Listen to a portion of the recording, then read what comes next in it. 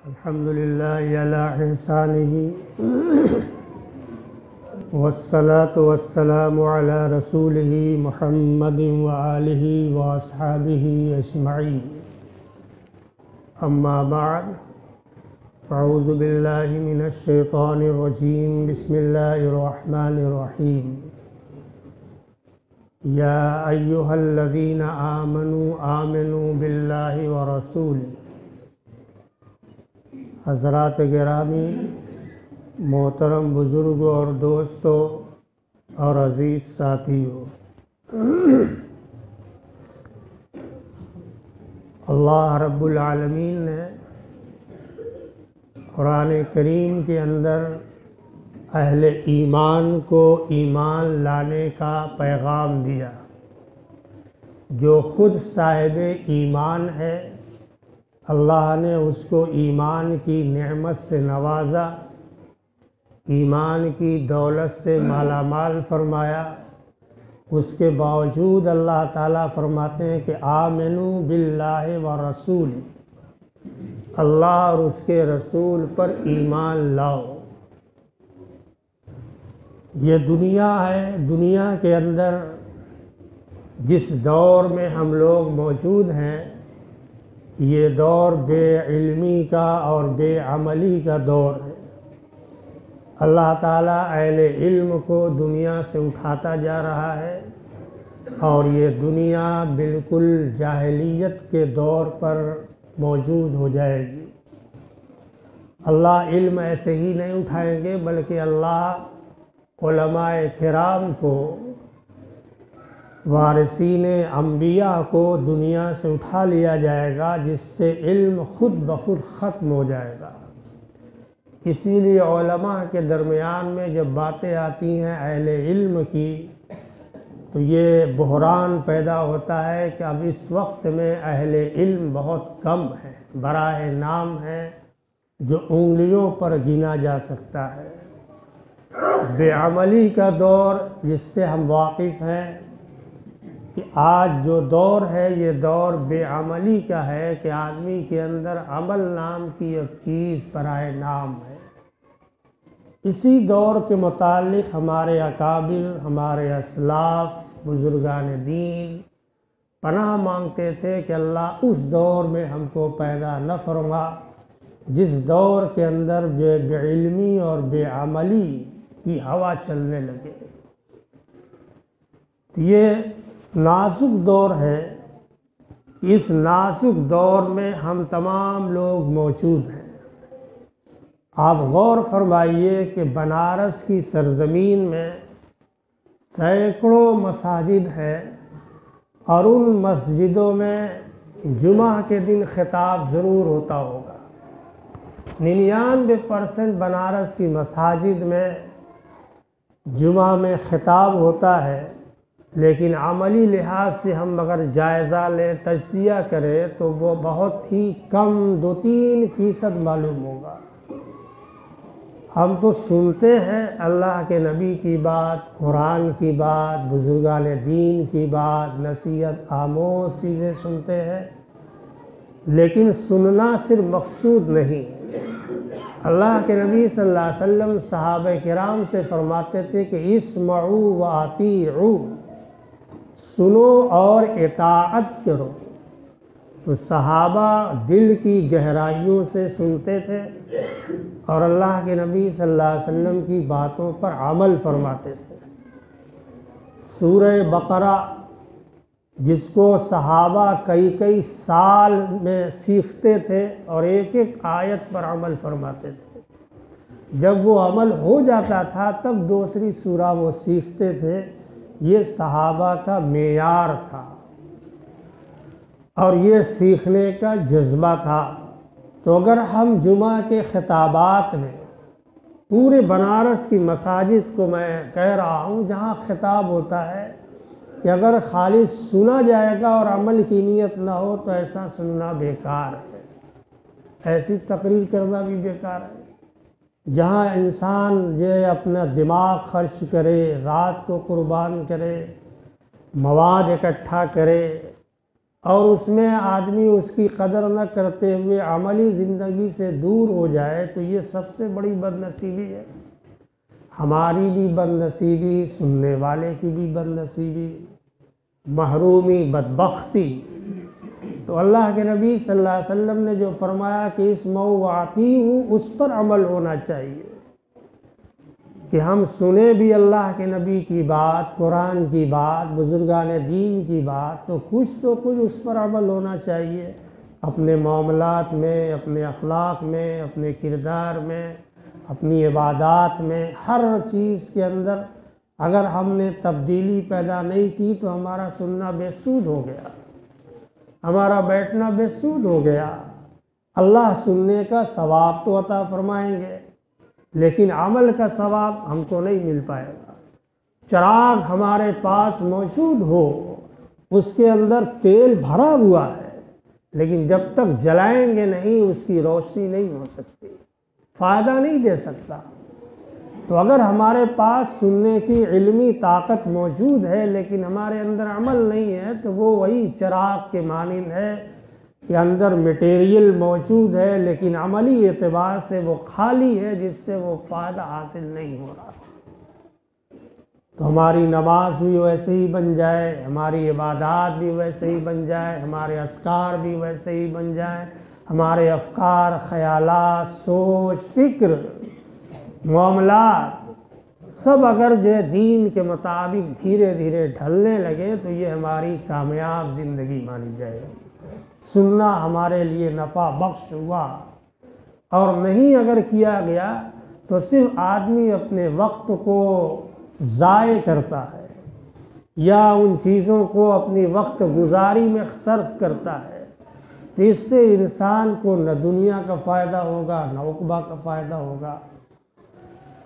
یہ بزرگان دین کو فکر ہوتی تھی، کوئی آدمی کبھی اپنی اصلاح کی فکر نہ کرے۔ بزرگان دین، علماء، اس زمانے کے لوگ اپنی اصلاح کی فکر کرتے تھے، جو اللہ تعالیٰ چاہتے ہیں اس کی فکر کرتے تھے۔ جیسے حضرت مولانا مفتی تقی صاحب عثمانی دامت برکاتہم کے والد محترم مولانا مفتی شفیع صاحب نور اللہ مرقدہ، اور اس زمانے کے بہترین محدث علامہ یوسف بن نوری رحمۃ اللہ علیہ، دارالعلوم کے مایہ ناز فضلہ میں ذہین و فطین نوجوان عالم، علم قرآن، علم حدیث اور علوم عقلیہ اور نقلیہ حاصل کرنے کے بعد ان کے دل کے اندر داعیہ پیدا ہوا کہ اپنے نفس کی اصلاح بھی ہونا چاہیے۔ اللہ نے علم کی نعمت سے نوازا، بے شمار خدمات ان کی آج بھی دنیا کے اندر موجود ہیں، تو اس کے لیے وہ تھانہ بھون تشریف لے گئے، حضرت مولانا اشرف علی تھانوی نور اللہ مرقدہ کی خانقاہ میں۔ نوجوان علماء ہیں، بزرگان دین کی ان چیزوں سے واقف نہیں تھے، یہاں آداب کیا ہیں، اصلاح کے طریقے کیا ہوتے ہیں۔ شہزادے ہیں، بڑے لوگ ہیں، حضرت تھانوی نور اللہ مرقدہ کے یہاں تشریف لے گئے، وہاں پرانے لوگ بھی رہتے تھے خانقاہ میں۔ عشاء کی نماز ہوئی تو وہاں کا معمول تھا کہ ہر آدمی عشاء کی نماز کے بعد سو جاتا تھا، کوئی گفتگو نہیں، کوئی بات نہیں، اپنے اپنے کمروں میں، جو تھانہ بھون میں خانقاہیں تھیں، کمرے تھے، اس میں سو جاتے تھے، کوئی گفتگو نہیں۔ ایک نگراں مقرر تھے، محافظ تھے، وہ تمام کمروں کی نگرانی کرتے تھے، کون کیا کر رہا ہے، گفتگو کر رہا ہے، بحث مباحثہ میں ہے، لایانی کاموں میں ہے، تو وہ نگرانی کرتے کرتے ان دونوں کے کمرے میں بھی آئے، جس میں حضرت کے حکم سے یہ دونوں جو قیام پذیر تھے۔ نوجوان علماء، کسی موضوع پر گفتگو ہونے لگی، دونوں میں بحث ہونے لگی، دلائل کے انبار آنے لگے، تو محافظ نے فرمایا کہ عشاء کی نماز کے بعد یہاں سو جانے کا معمول ہے، اور آپ کو اگر باتیں کرنا ہے تو اپنے رب سے بات کیجیے، یہاں ان سے بات کرنے کی ضرورت نہیں ہے۔ آپ پہلی بار تشریف لائے اس لیے تنبیہاً عرض کیا جاتا ہے۔ دوسرے دن اگر یہ کیفیت ہوئی تو آپ کے تمام بستر خانقاہ سے باہر کر دیے جائیں گے کہ آپ یہاں رہنے کے لائق نہیں ہیں۔ تو دونوں علماء دین فرماتے ہیں اپنے وقت کے جید علماء جبال العلم کہ اس بڈھے نے اور اس بوڑھے نے ہم لوگوں کے دماغ کو درست کر دیا۔ ہم آداب سیکھنے آئے تھے، اس نے ایک جملے میں ہم کو آداب سکھا دیے کہ یہاں گفتگو اگر کرنا ہے تو رب سے کیجیے، عبد سے نہیں، بندے سے نہیں، اور عشاء بعد اپنے محو ہو جائیے، اللہ رب العالمین کی طرف رجوع ہو جائیے، دنیاوی مشاغل سب ایک طرف کر دیجیے، اور علمی مشغلہ اور علمی بحثیں یا مباحثہ یہاں جائز نہیں ہے، کیونکہ آپ لوگ اصلاح کے لیے آئے ہیں۔ یہ اصلاح کی فکر جب آدمی کے اندر پیدا ہوگی تو اللہ رب العالمین اس کے راستے ہموار کر دیتے ہیں۔ اللہ ایسے نیک بندوں سے ملا دیں گے جو آپ کی اصلاح کر سکتا ہے، تو ویسی نماز ہو جائے گی، ویسی عبادت ہو جائے گی، ویسے ہی خیالات ہو جائیں گے، دینی جذبات، دینی احساسات پیدا ہو جائیں گے۔ جب یہ احساس پیدا ہو جائے گا تب آدمی کے اندر یہ جو ہے داعیہ پیدا ہوگا کہ جیسے صحابہ عبادت کرتے تھے ویسی عبادت کا ایک جو ہے موقع میسر ہو جائے۔ چنانچہ واقعات میں لکھا ہے حضرت سید احمد شہید نور اللہ مرقدہ کے یہاں شاہ اسماعیل شہید رحمۃ اللہ علیہ شہزادے ہیں، تشریف لے گئے، حضرت سے بیعت بھی تھے، معمولات کے پابند بھی تھے۔ تو حضرت نے دیکھا تو فرمایا شہزادے تشریف لے آئے، تاجی حضرت آ گیا، کہا کیا چاہتے ہو؟ حضرت کی زبان سے ایک بات نکل گئی، کیا چاہتے ہو؟ شاہ اسماعیل شہید رحمۃ اللہ علیہ نے فرمایا کہ حضرت میں صحابہ کے جیسی 2 رکعت نماز پڑھنا چاہتا ہوں۔ ہم ہوتے دنیا مانگتے، کاروبار مانگتے، دولت مانگتے، عزت مانگتے، اور دنیا کی نعمتیں حضرت سے کہتے کہ حضرت یہ ہو جائے، یہ ہو جائے، وہ ہو جائے، لیکن ان کی زبان سے جو بات نکلی کہ حضرت میں صحابہ کے جیسی 2 رکعت نماز پڑھنا چاہتا ہوں، حضرت خاموش ہو گئے۔ تہجد کا وقت ہوا تو حضرت بھی بیدار ہوئے، شاہ اسماعیل شہید رحمۃ اللہ علیہ بھی بیدار ہوئے۔ تو حضرت نے فرمایا کہ یہ شہزادے اٹھ گئے، کہا جی حضرت تہجد ادا کرنے کے لیے اٹھ گیا۔ کہا اچھا جاؤ دو وضو کرو اور اللہ کے لیے وضو کرنا۔ بس نامعلوم کس زبان سے، باطنی کیفیات سے حضرت سید احمد شہید نے یہ جملہ کہا تو حضرت فرماتے ہیں کہ مجھے ایسا لگا کہ میرے اندر لرزہ طاری ہو گیا، جاؤ اللہ کے لیے وضو کر کے آؤ۔ اللہ والوں کی زبان سے جو بات نکلی ہوگی اس کیفیت کے ساتھ اس کے اثرات کیا ہوں گے؟ فرماتے تھے کہ میں وضو کر رہا تھا تو ایسا لگ رہا تھا جیسے اللہ تعالیٰ مجھے دیکھ رہے ہیں، اور میرا وضو ہوتا ہی نہیں تھا، یعنی خوف کے مارے، ڈر کے مارے کہ اللہ مجھے دیکھ رہے ہیں اور اللہ کے لیے وضو کر رہا ہوں۔ کیسے کیسے میں نے وضو کیا، اور وضو کرنے کے بعد حضرت نے آیا تو حضرت نے فرمایا وضو کر لیا؟ کہا جی حضرت۔ کہا جاؤ اللہ کے لیے 2 رکعت نماز ادا کرو۔ پھر وہی کہتی ہے اب اللہ کے لیے نماز پڑھنا ہے۔ حضرت نے فرمایا ہے، اپنی زبان سے فرمایا، ایسی کیفیات کے ساتھ فرمایا، جذبہ حال میں فرمایا کہ ہمارا حال بگڑ گیا۔ نماز پڑھنے کے لیے کھڑا ہوا، 2 رکعت کی نیت باندھی، لیکن جب سلام پھیرا تو لگا کہ میں نے نماز نہیں پڑھی، یہ نماز صحیح نہیں ہوئی۔ پھر میں نے نماز کی نیت کر لی، کرتے کرتے اس رات میں 100 رکعت نماز میں نے ادا کی، لیکن تشفی جو ہوئی کہ میں نے صحابہ جیسی نماز نہیں پڑھی۔ تو حضرت کے یہاں تشریف لائے، حضرت نے فرمایا اللہ کے لیے نماز پڑھی؟ کہا حضرت صحابہ جیسی نماز میں ادا ہی نہیں کر سکا۔ اس تصور میں کہ صحابہ جیسی نماز پڑھتے تھے ویسی نماز ہماری نہیں ہوئی، تو میں نے 100 رکعتیں نماز پڑھ لی۔ تو حضرت سید احمد شہید رحمۃ اللہ علیہ بہت صاحب نسبت عالی بزرگ نے فرمایا کہ صحابہ کی نماز ایسے ہی ہوتی تھی، اور نماز کے بعد فرماتے تھے کہ ما عبدنا کا حق کا عبادتی، ما عرفنا کا حق کا معرفتی، کہ اللہ جیسی آپ کی عبادت کرنی چاہیے تھی ویسی میں نے عبادت نہیں کی، جیسی آپ کی معرفت مجھے حاصل ہونا چاہیے تھی ویسی مجھے معرفت حاصل نہیں ہوئی۔ یہ صحابہ کی نماز تھی۔ معلوم ہوا کہ 2 رکعت نماز بھی ہم صحابہ جیسی نماز زندگی بھر ادا نہیں کر سکتے۔ ایک تسبیح سبحان اللہ کی پڑھنا ہمارے لیے مشکل ہے، ایک تسبیح کلمہ طیبہ کی پڑھنا ہمارے لیے مشکل ہو جاتی ہے۔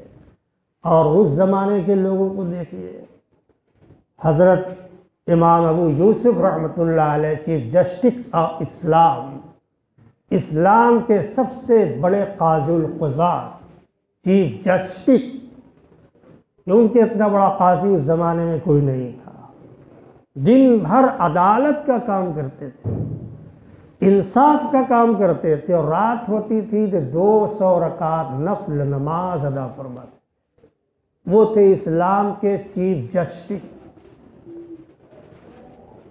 اور ہمارا حال، اللہ نے ہم کو وقت دیا، صحت دی، سب کچھ دیا ہے، لیکن اپنے قیمتی اوقات کو ہر شخص ضائع کر دے رہا ہے۔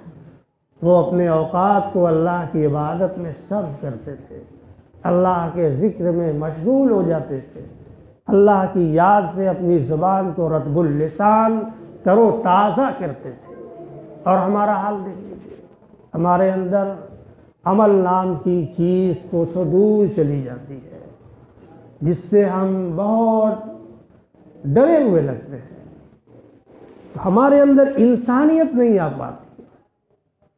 انسان ضرور ہیں، اسی لیے بزرگوں نے لکھا ہے کہ جانوروں سے انسانوں کو اتنا نقصان نہیں پہنچا جتنا انسانوں کو انسانوں سے نقصان پہنچا ہے۔ جانور نے انسانوں کو نقصان نہیں پہنچایا، بلکہ آج انسان انسان کا دشمن ہے، ایک شخص دوسرے شخص کا دشمن ہے۔ یہ کیفیتیں ہوں گی جب ہمارے دل کے اندر نفرتیں ہوں گی، عداوتیں ہوں گی، تو عدالتیں بھری نظر آئیں گی۔ عداوتیں ہوں گی تو عدالتیں بھری ہوں گی، عداوتیں ختم ہو جائیں گی تو عدالتیں خالی نظر آئیں گی۔ ہر آدمی نفرت میں، حسد میں، جلن میں، عداوت میں کورٹ میں چلا جاتا ہے، عدالت میں چلا جاتا ہے، اپنے معاملات، عزت اور آبرو، وقار کو برقرار رکھنے کے لیے۔ دین نام کی چیز نہیں ہے کہ ہمارے نبی نے کیا فرمایا، قرآن نے کیا فرمایا، اللہ کا حکم کیا ہے، ایسے موقع پر اس سے ہم کو مطلب نہیں ہے۔ ہم کو دنیا کے حساب سے عدالت کا سہارا سب سے اہم سہارا ہے، اور اس سے ہم اپنے مسائل کو حل کرائیں گے، اس سے ہماری عزت، ہمارا وقار بحال ہو جائے گا۔ آپ دیکھ لیجیے، ہمارے اندر دین ہے، ہمارے اندر دین برائے نام ٹمٹماتا ہوا چراغ ہے، ایک ہوا آئے گی چراغ بجھ جائے گا۔ اللہ کی طرف سے ایک ہوا نازل کر دی جائے، ٹمٹماتا چراغ بجھ جائے گا، ایمان ساقط ہو جائے گا، اور ہمیں خبر بھی نہیں ہوگی، ہمارا ایمان ختم ہو گیا، ہمارا دین سماپت ہو گیا، ختم ہو گیا، ہم کو اس کی خبر بھی نہیں ہے۔ اس لیے قرآن نے فرمایا یا ایھا الذین آمنوا آمنوا باللہ ورسولہ، اللہ اور اس کے رسول پر ایمان والو ایمان لاؤ، مطلب اپنے دل سے ایمان لاؤ، زبان سے ایمان کا اقرار نہ کرے۔ خرد نے کہہ بھی دیا لا الہ تو کیا حاصل، دل و زبان مسلمان نہیں تو کچھ بھی نہیں۔ کہ اگر انسان کا دل مسلمان نہیں، انسان کی زبان مسلمان نہیں، تو مسلمان کہاں؟ صرف کلمہ پڑھ لینے سے آدمی مسلمان تھوڑی ہو جائے گا۔ کوئی آدمی رات کی تنہائیوں میں اٹھتا ہے، نماز تہجد پڑھتا ہے، اللہ کے سامنے روتا ہے، گڑ گڑاتا ہے، تو اس کے رونے گڑگڑانے تہجد پر مت جاؤ، وہ خطرناک بھی ہو سکتا ہے، وہ اچھا آدمی نہیں ہو سکتا۔ حضرت عمر بن خطاب رضی اللہ تعالیٰ عنہ فرماتے تھے کہ کسی کی آہ و بکا اگر نماز تہجد میں تمہیں سنائی دے یا معلوم ہو تو اس سے دھوکہ مت کھا جانا۔ بہت سے لوگوں کو دیکھا گیا ہے چشمدید نماز تہجد کے اہتمام کرنے والے، اللہ تعالیٰ کے سامنے رونے والے، لیکن حالات نہ گفتہ بے، سوچ بھی نہیں سکتا۔ رات کی تنہائی میں پڑھتا ہے، اللہ تعالیٰ کے سامنے روتا ہے، اور اس کے معاملات یہ ہیں، اس کے حالات یہ ہیں، تو اس پر کسی کو تعجب نہیں ہونا چاہیے۔ کوئی آدمی بہت زیادہ نمازوں کا اہتمام کرتا ہے تو صرف اس سے ہی نجات نہیں ہو جائے گی۔ صرف نماز پڑھنے ہی کا نام دین تھوڑی۔ نماز کے ساتھ معاملات، اخلاق، یہ اس کے کیسے ہیں، انداز گفتگو کیسا ہے، اس سے اس کی نجات ہوگی۔ صرف نماز قرآن کرنے سے نجات نہیں ہوگی۔ اسلام اتنا محدود نہیں ہے کہ صرف یقولوا لا الہ الا اللہ تفلحون، لا الہ الا اللہ پڑھ لیا کامیاب ہو جاؤ گے۔ اس کے تقاضے تمہارے اندر آنا چاہیے، اس کے تقاضے ہمارے اندر پیدا ہونا چاہیے۔ یعنی عمل، جب تک عمل نہیں ہوگا صرف لا الہ الا اللہ سے بات نہیں بن سکتی۔ اللہ مرتے وقت میں کلمہ نصیب نہیں کر سکتے۔ جب عمل صالح ہوگا تو اس کی بنیاد پر اللہ رب العالمین زبان سے کلمے کا اجرا فرمائیں گے، لا الہ الا اللہ محمد رسول اللہ صلی اللہ علیہ وسلم، تب ہوگا تفلحون، کامیاب ہوگا۔ اور اگر آدمی عمل سے کوسوں دور ہے تو لاکھ زندگی میں کلمہ پڑھتا رہے، اس کو کلمہ نصیب نہیں ہو سکتا، اس کی زبان سے کلمہ جاری نہیں ہو سکتا، کیونکہ وہ دنیا میں اللہ کے اعمال سے اور اللہ کے احکام سے وہ دور رہا کرتا تھا، اس کی اہمیت نہیں سمجھتا تھا۔ ہمارے اندر انسانیت آنا چاہیے، ہمارے اندر مسلمانیت پیدا ہونا چاہیے کہ المسلم من سلم المسلمون من لسانہ ویدہ، مسلمان وہ ہے کہ جس کی زبان سے، جس کے ہاتھ سے مسلمان محفوظ رہے، وہ مسلمان ہے۔ آج زبان کے ذریعے سے کتنے کو ہم تکلیف پہنچا دیتے ہیں۔ زبان سے آدمی کہتا ہے، پھر ہاتھ سے استعمال کرتا ہے، اسی لیے اللہ کے نبی نے پہلے زبان کا لفظ استعمال فرمایا۔ گالی گلوچ کیا، ہاتھا پائی ہو گئی، پہلے زبان استعمال ہوتی ہے، پھر اس کے بعد لڑائی جھگڑا اور نوبت آ جاتی ہے۔ ایک بہت بڑے مفسر خواجہ احمد لاہوری نور اللہ مرقدہ، لاہور کی جامع مسجد میں تفسیر قرآن بیان فرماتے تھے۔ جو شروع میں سکھ تھے، ایمان لائے تھے، دارالعلوم دیوبند کے ہونہار اسٹوڈنٹ میں، طالب علم، اللہ نے ایمان سے نوازا اور ایمان کے ساتھ ساتھ صاحب نسبت بھی بنا دیا۔ بہت بڑے بزرگ، بہت بڑے عالم مولانا ابو الحسن علی ندوی نور اللہ مرقدہ بھی ان کی مجلس میں تشریف لے گئے، قرآن، تفسیر قرآن کا فیض حاصل کرنے کے لیے۔ فرمایا کرتے تھے، اپنے تفسیر قرآن میں ایک واقعہ بیان فرماتے تھے کہ ایسے ہی میں بازار میں کسی کام سے گیا تھا، ایک ایسا آدمی نظر آیا جس کا چہرہ بشرا معلوم ہو رہا تھا کوئی بہت بڑے عارف باللہ ہے، بہت بڑے بزرگ معلوم ہوتے تھے، بڑی نورانیت۔ انہوں نے ان سے پوچھا کہ احمد لاہوری، انسان کہاں رہتے ہیں؟ غور فرمائیے گا، انسان کہاں رہتے ہیں؟ بازاروں میں جتنے لوگ ہیں کیا سب جانور نظر آتے ہیں؟ سب انسان ہی تو ہوتے ہیں، چاہے مسلم ہو غیر مسلم ہو، سب انسان۔ تو حضرت نے فرمایا کہ حضرت یہ سب تو انسان ہی ہیں۔ تو انہوں نے بڑے تعجب سے فرمایا کیا یہ سب انسان ہیں؟ بس ایسے توجہات سے، باطنی کیفیات سے ان بزرگ نے خواجہ لاہوری سے فرمایا، کہا کہ بس میرے اوپر کیفیت طاری ہو گئی، اور جو میں دیکھتا ہوں تو بازار میں اکا دکا مسلمان اور انسان نظر آئے، باقی سب جانور سے لبریز۔ جب ہوش میں آیا، کیفیت ختم ہوئی، تو وہ بزرگ تشریف لے جا چکے تھے، ہمارے سامنے موجود نہیں تھے۔ وہ یہ دکھلانا چاہتے تھے کہ اللہ رب العالمین نے انسانوں کے اعمال کی بنیاد پر انسان کا دل باطن مست کر دیا۔ دیکھنے میں انسان نظر آتا ہے، اندر سے حیوان ہے، اور جس کی جیسی نیت ہے اسی حیوان کی شکلوں میں متشکل ہے، اس کا جسم ویسے ہی، اس کا باطن ویسے ہی بنا دیا جائے۔ ہمارے اندر انسانیت نام کی اور اعمال صالحہ نام کی اللہ کے مخلص بندے ہونے کی صفت نہیں پائی جاتی، تو اللہ تعالیٰ کو ہماری کیا غرض ہے؟ اللہ تعالیٰ فرماتے ہیں ہمیں تمہاری کوئی ضرورت نہیں، بندے ہمارے ہو ہم ختم کر دیں گے، تمہاری جگہ پر دوسرے لوگ پیدا کریں گے، یہ تم سے بہتر ہوں گے، تم سے اچھے ہوں گے۔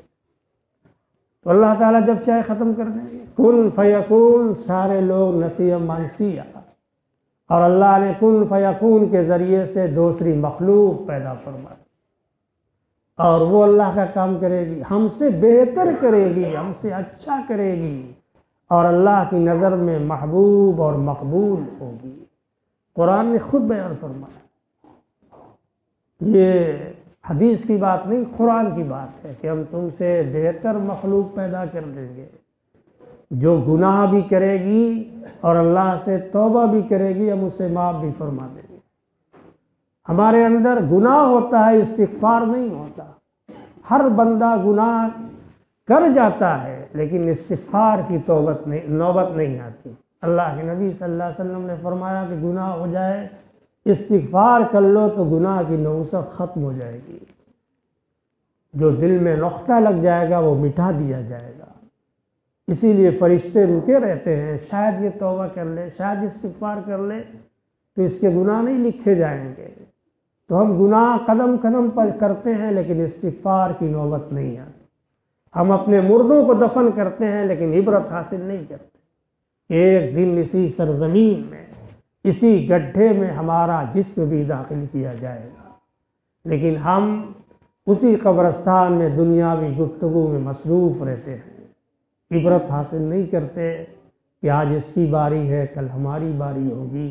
ہمارے بھی اعلانات لاؤڈ اسپیکر سے کرائے جائیں گے، فلاں شخص کا بھی انتقال ہو گیا، جو کل اس کی مٹی دینے آیا تھا، جو اس کی مٹی دی جائے گی۔ دنیا میں ایسا بھی ہوتا ہے۔ اللہ تعالیٰ انسان کو نعمت دیتا ہے، وَإِن تَعُدُّوا نِعْمَتَ اللَّهِ لَا تُحْصُوهَا، لیکن وہ اللہ کی نعمت کا استعمال بھی کرتا ہے، اللہ دیتے ہیں لیکن شکر ادا نہیں کرتا۔ لَئِن شَكَرْتُمْ لَأَزِيدَنَّكُمْ، اللہ نے فرمایا کہ ہم نعمت دیتے ہیں، تم ہماری نعمت کا شکر ادا نہیں کرتے۔ ایک نعمت چھین لوں گا تو تمہیں نانی یاد آ جائے گی، تمہارے جسم کی کوئی نعمت چھین لے، تمہارے کاروبار کی کوئی نعمت چھین لے، سمجھ میں آ جائے گا کہ نعمت کیا ہوتی ہے۔ وَإِن تَعُدُّوا نِعْمَتَ اللَّهِ لَا تُحْصُوهَا، جس نعمت کو ہم نعمت نہیں سمجھتے، جس چیز کو ہم اہمیت نہیں دیتے، مثال کے طور پر یہ بال ہے، مثال کے طور پر انسان کا لعاب اور تھوک ہے، جس کو ہم اہمیت نہیں دیتے، اللہ اس کو بند فرما دے۔ دیکھیے آپ کیا ہوتا ہے، کھانا نہیں کھا سکتے، پیٹ نہیں بھر سکتا، حتیٰ کہ پانی بھی بدن میں نہیں پہنچ پائے گا منہ سے، کیونکہ اللہ نے لعاب تھوک بند کر دیا، جس کو ہم حقیر سمجھتے ہیں۔ اس کی بھی کیا حیثیت ہے؟ یہی بال جو ہم کو خارجی نظر آتا ہے، جن کے سروں پہ بال نہیں ہوتے ان سے پوچھئے، میرے سامنے مثالیں موجود ہیں کئی لاکھ روپیہ صرف بال اگانے کے لیے خرچ کیا، جس کو ہم پھینک دیتے تھے۔ اللہ نے یہ بال دیا ہے بغیر مانگے، بغیر مطالبہ کے، ہمارے سروں کی زینت بنا دیا، جاڑے سے حفاظت کر دیا، اور کتنے جو ہے اینٹ پتھر کے پڑنے سے اللہ نے اس کو بچا دیا۔ یہ پلکوں کے بال، کہاں کہاں کے بال، سب اللہ کی نعمت۔ وَإِن تَعُدُّوا نِعْمَتَ اللَّهِ لَا تُحْصُوهَا، لیکن تم اللہ کی نعمت کا شکر ادا نہیں کرتے۔ لَئِن شَكَرْتُمْ لَأَزِيدَنَّكُمْ، اگر تم ہماری نعمت کا شکر ادا کرو گے تو مزید اضافہ کر دیں گے، مزید عطا فرما دیں گے۔ اللہ نے ہم کو صحت عطا فرمائی، ہم صحت کا شکر ادا نہیں کرتے۔ اللہ نے فرصت عطا فرمائی، ہم فرصت کا شکر ادا نہیں کرتے۔ یہ ہماری خامیاں ہیں۔